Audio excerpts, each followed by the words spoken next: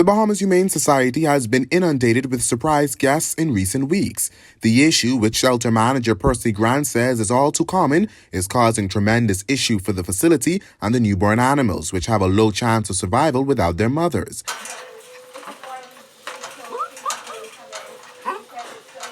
In just 2 weeks, more than 100 newborn puppies and some 30 bottle-fed kittens and dozens more kittens and cats were dumped on the doorstep of the Bahamas Humane Society. It's a difficult thing, and they have to be fed properly. You need to use goat milk, which is expensive. You will go to food store to see a can of goat milk could run you to around $4 or $5. It really costs us a month of over $100,000. That's including, with food and medication and all that. It's expensive. It's an expensive.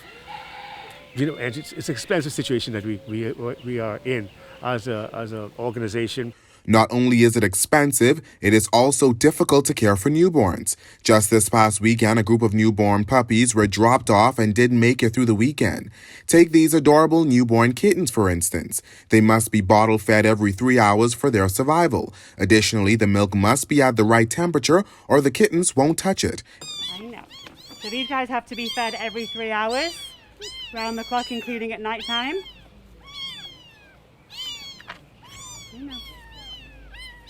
Good job. That's extremely important, folks. You got to leave the puppies, to leave the kittens with their mothers.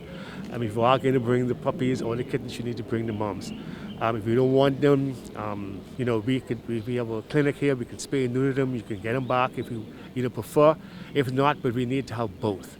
In January, the Humane Society had an occupancy of up to 630.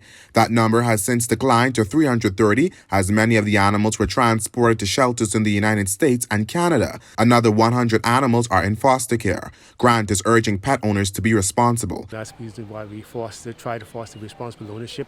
People need to spay and neuter the animals. They need to fence their yards in. They need to keep gates closed, and they just need, if they are going to have animals, then they ought to be responsible for that. If you're in the market for a pet, BHS Adoption Coordinator explains how to adopt one of their animals. They would need to fill out an application form.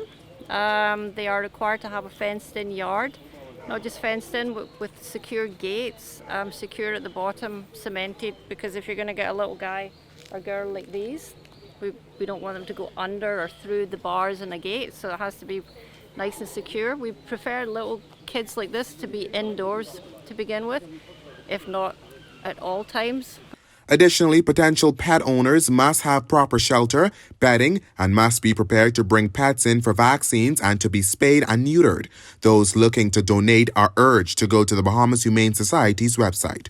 Reporting for the Guardian News Network, I'm Berthany McDermott.